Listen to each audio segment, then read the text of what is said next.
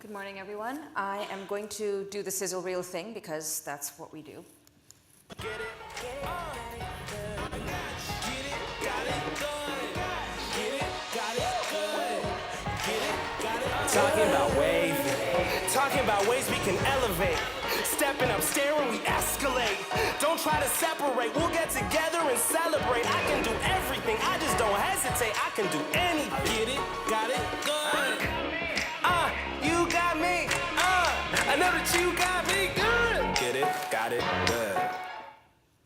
And that is CBC Gem. It is the English Services OTT service that the Canadian Broadcasting Corporation brings to Canadian audiences. So you physically have to be in the country and you have access to this.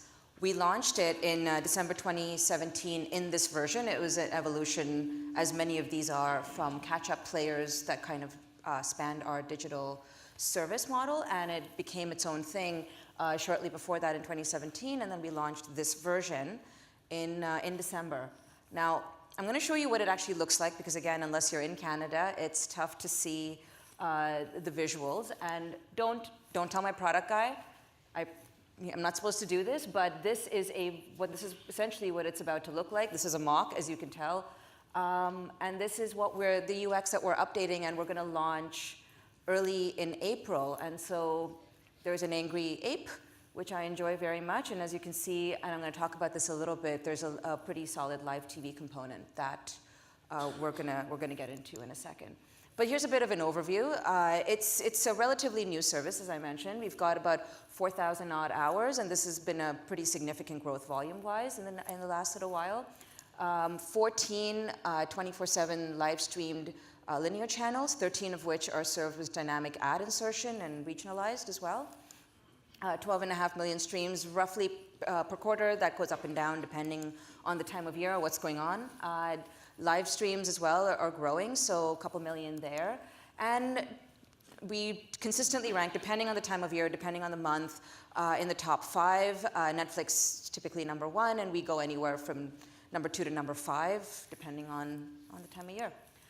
We are also part of the CBC digital ecosystem. Now, CBC is the public service broadcaster in Canada. However, our digital services are fairly significant, and those span digital publishing as well as audio. And so we hit about just under 75% of the Canadian audiences on a monthly basis.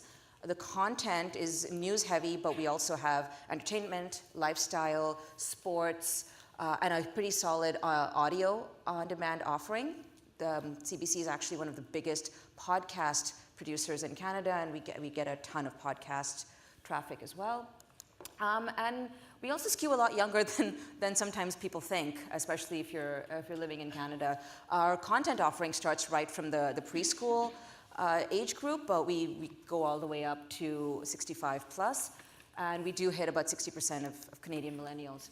The other thing to know about the CBC is that it has what we call a hybrid funding model, and therefore our funding the bulk of it does come from the Department of Heritage, which is the Canadian government, but we are also a RevGen organization, and therefore so advertising from subscribers and subscription revenue, are two of our main revenue generators. So all of this, just to give you some context, is really a big portion of how we had to go out and create a membership model for a service like CBC Gem. And so when we really had to think about things like our mandate and as well as the funding models that we have, what we ended up with was this hybrid AVOD, SVOD model. And you know, going back a couple of years even, that was a bit of a sell internally, and it really kicked off a good amount of internal self-disruption at the CBC on the broadcast side especially. So a little bit about this model. We thought about a lot of things as we were setting about creating this and what was meaningful not only to our audiences, but also, again, on the RevGen side. But the first piece always comes back to our public service mandate. By virtue of being physically in Canada, you should get access to CBC broadcast content. And this is really, really important to us. The other piece that's really important, not only to our audiences, but also to us as a team, was this concept of transactional transparency. And that really comes down to this. if I can't sit in front of you and explain the model to you and explain the value exchange at every tier of membership, I really have no business doing it from behind a screen. And so that's really one of the main principles behind the membership model and the way it's set up. And the last one is customer first, because at the end of the day, not only is that, customers are always the most important stakeholder group, but we're taxpayer funded, and so we're really on the hook to them, as we should be. So this is, at a very high level, this is really how we're set up. We've got guests, and guests really means all you have to do is show up. You show up and you hit play, or you download the app and you hit play and do nothing else, and you get access to the current shows and movies and all of our live events that we do, as well as the Ottawa, which is the Canadian capital, the 24/7 linear stream. Our kids' content is available to everybody ad-free all the time. We do not show commercials in kids' content. As a free member, you then get access to all of our back catalog, or box sets, as I guess you call them here, as well as the other 12 regional streams of our 24/7 linear channels. We call them our main net or main network, as well as the typical OTT services, which really comes down to tell us who you are, service remembers you, we pick up where you left off, and that sort of thing. And then at the premium level, and this is a feature, I mentioned this earlier today as well, it's not a separate offering, it's a feature within the main membership offering. That's where your ad-free kicks in on the VOD, as well as the access to CBC News Network, which is our premium news service and is also available with your paid cable subscription through the cable companies in Canada. But this wasn't the easiest thing to stand up. As you can see, there's a lot of nuances to this, and I'm going to talk for a couple minutes about some of the things that we sort of had to deal with or are dealing with even today. The first one, and this is, I'm going to get into this a little bit later, but this was a quirk that really just came with the territory. Of the let's say 30 to 50 people that work on GEM on a daily basis, 4 of them report to me. And most of that was incidental. What it is run by is a cross-functional virtual team, which is really functional SMEs that come together on a day-to-day basis, not just on one-off basis, to support and grow the service. The other piece was anyone who's in digital at a non-digital native company probably nods along with this a little bit, which is really just getting access to funding to explore these digital opportunities and start to develop not only feature sets, but the marketing tactics, the infrastructure needs, and all of that, especially when in most traditional broadcasters such as ours, and especially in the public sector, there's a lot of the year-over-year funding is dedicated to infrastructure and all of those things that go into running a broadcast service. All of this to say, it's not like we get a break on our revenue targets. So CBC Gem is the primary contributor to our video ad revenue impression delivery, and therefore we have to continue to grow that to keep up with our rev gen needs, as well as a growing subscription revenue target. I think we are in the same boat as every other market in that we're looking at declining broadcast side revenues, and therefore everyone's looking to these subscription revenue streams to maintain that sustainability. The fourth one, is communicating this. So these are some of the external facing challenges that we faced. How do you explain the sort of 3-tier system, especially going back 2.5 years ago, where it was still very binary, right? It was either AVOD or SVOD. You had the YouTube side on one side of the spectrum, and then you had sort of the Netflix, very highly paywalled, or even some of the cable D2C offerings. And so we took a lot of time to think about what that comm strategy was going to be for our audiences and how to make it meaningful and clean as a value proposition for them. There's the internal education piece and what that means. And again, this kicked off a ton of that internal self-disruption as we tried to go ahead and operate this model. And the last one, this one was a really big one. I don't think I quite saw it coming as much as soon as I showed up, it sort of manifested, which is the CBC wasn't, it was not a pure B2C play, especially on the English services side. So how do you create that muscle in an 82-year-old institution that wakes up every day, and I say this without a hint of irony, thinking about how we're going to serve our audiences and how are we going to keep up with these promises that the institution has made to Canadians. But how do you do that in a service model? How do you start to think about those narratives and those those sort of needs and KPIs with this broader context? So these are some of the things we've been dealing with. So really, job one was we have to figure out what the model looks like, and we have to sketch it out. And this was really important on a number of levels. But really, it comes down to this, focusing on this end-to-end customer journey, which again, when you don't always have that end-user touch point, or you're dealing from kind of a B2B context in terms of distributing your content, this was a little bit of a seismic shift for some of our internal stakeholders, and not necessarily in a bad way, but it made some, it catalyzed some changes. This is not rocket surgery. I mean, most people are familiar with this version of an end-to-end digital service model, right? So you go right from the top of your funnel all the way to the bottom and potentially back in. And what we used this for was actually not so much to show these are the steps in the process, which was part of it, but to do this, to demonstrate this shared ownership across departments. And again, this is a fairly department-focused, siloed organization, and tons of functional expertise in those departments, but really creating those transversal capabilities was the big job there. So breaking down those silos, which is huge, not just from a customer focus, but also from an internal communication standpoint. How do you communicate what you're doing up and down that value chain? It's really important. Creating empowerment within these teams. Again, I manage this virtual team, and really where that comes down to is they are then not only part of their original department, but they then come down, they have to work on GEM, and then represent GEM's interests and go off and evangelize that and represent that and try to make things happen in their sort of home departments. And how do you create that empowerment and allow for this work to go on at the pace that you need it to? It's been this ongoing work, and I think a lot about that. And the last one is you don't have empowerment without accountability, right? Empowerment without accountability is mostly anarchy. And so without the accountability, without the team being accountable to each other up and down that value chain, and then to the broader organization, this is a lot harder to do unless you have those systems in place as well.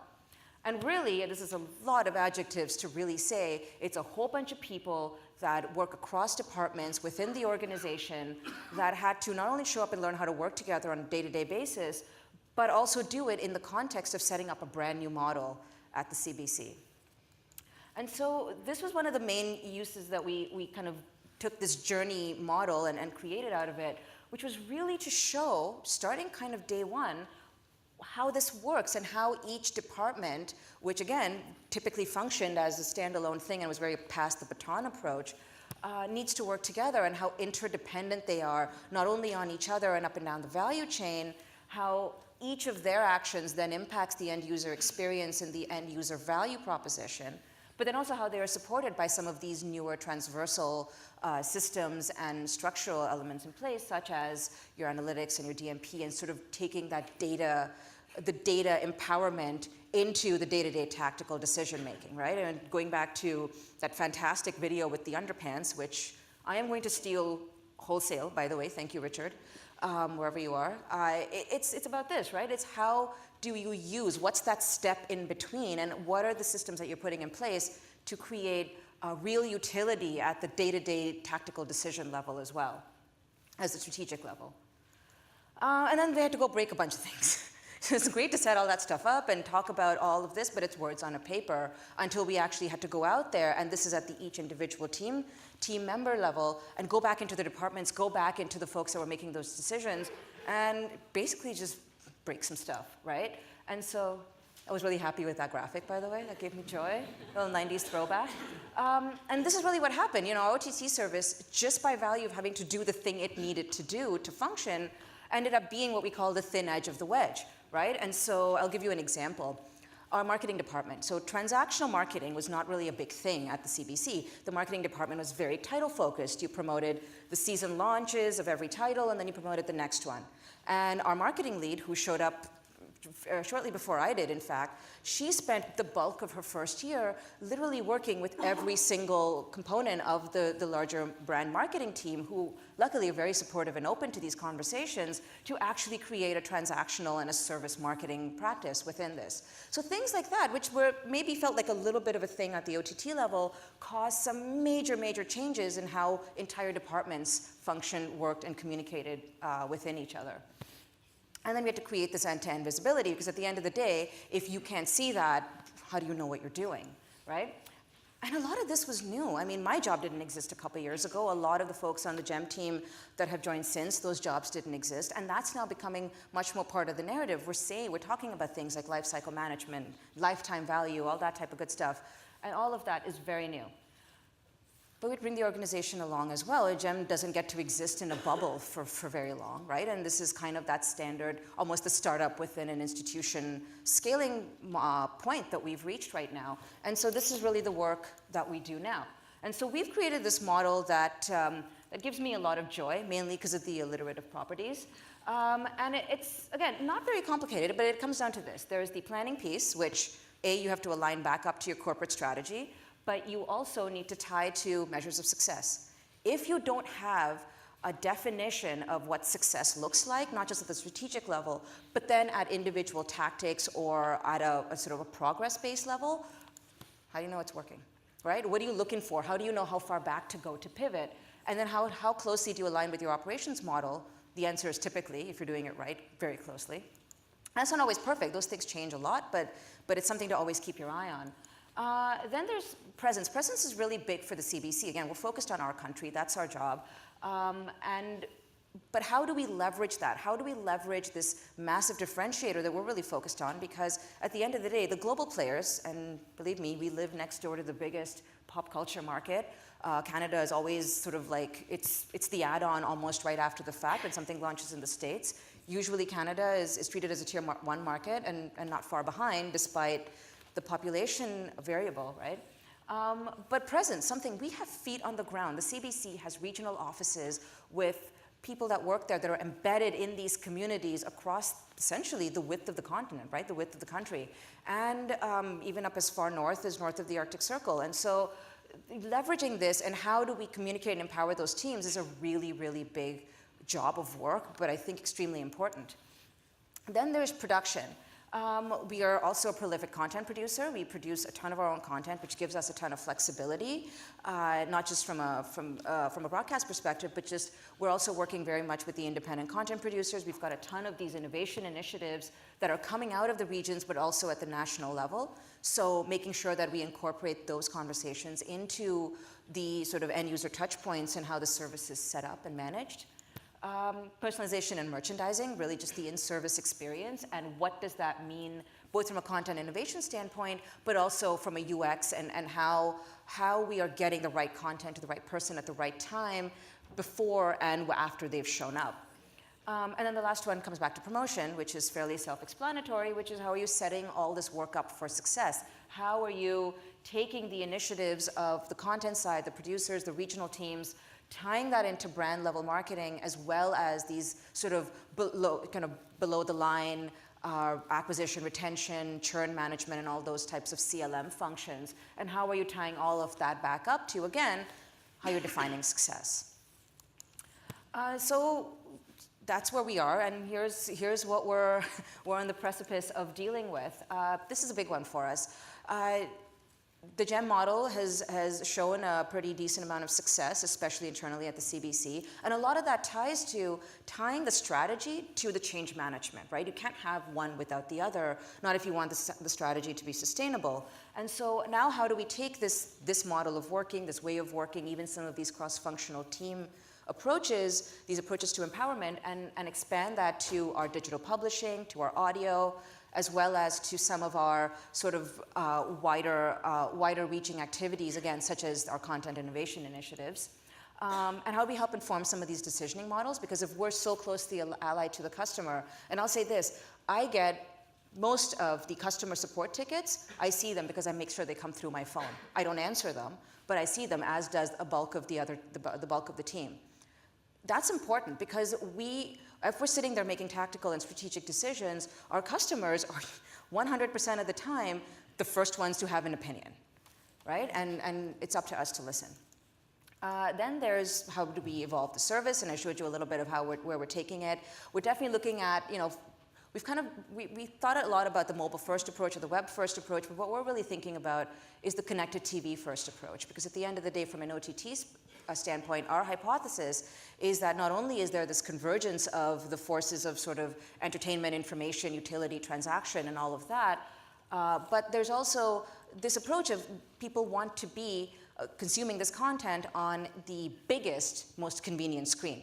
Now that will likely be, if you're at home, your connected TV set, now that value immediately transfers to your pocket when you leave the house, and then it goes from there. And so really thinking about what does that mean in terms of creating that, not personalization so much as even intimacy between the user and the experience that they're consuming their content through. And then there is the nuts and bolts, the businessing, the adulting, if you will, customer lifecycle management, which again, very new muscles for a place like the CBC, which is a very traditional broadcaster and has been thinking about a lot of things and about a lot of the audiences, but it's really tying it so closely to the audience needs and activities and consumption patterns. This is a big one, and this is just something that we've been chewing on fairly recently, because lifetime value doesn't mean the same thing for us necessarily as it would in like an ARPU or a revenue-driven model. We are a nonprofit at the end of the day, and our mandates are actually tied more to engagement and sentiment. And so we're actually in the middle of developing a currency that makes sense for us, but in a lifetime value context. Is it going to be perfect? Probably isn't. But that's the challenge we're working on, because that's when we start to think about what is meaningful to us and to our audiences and how they see us, and how can we grow this lifetime value in a way that we're mandated to. Scaling this model across the regional centers. This is probably the funnest part of my job at the moment, because the regional offices, and there's across every province as well as sometimes multiples in each province, and these folks have feet on the ground. They know their communities inside and out. They live in them, they work in them, they're part of them, and we have this amazing advantage over some of the global players who can really extend that grassroots presence and create national significance, national meaningful contribution, but really pulling it in at the regional level.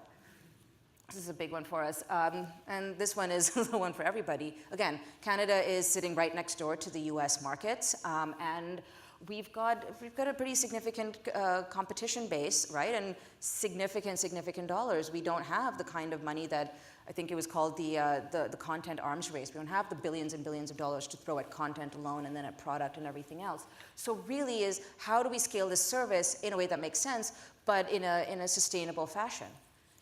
And how do we bring everybody along? How do we expand these workflows? How do we actually create those regional activations? And this is a big one for us as well, where you have, not to push it down or anything, but you have something like a Facebook, which can use very, very clever algorithms and very cool personalization tactics to create that regionalized or that localized intimacy. But at the end of the day, our belief is that if you have feet on the ground and you're listening and you're talking to people face to face, that gives you a level of insight and advantage. And again, you can create that meaning and you can create that level of intimacy in terms of the relationship through your experience that can actually be then activated and enhanced and amplified by that community-based presence.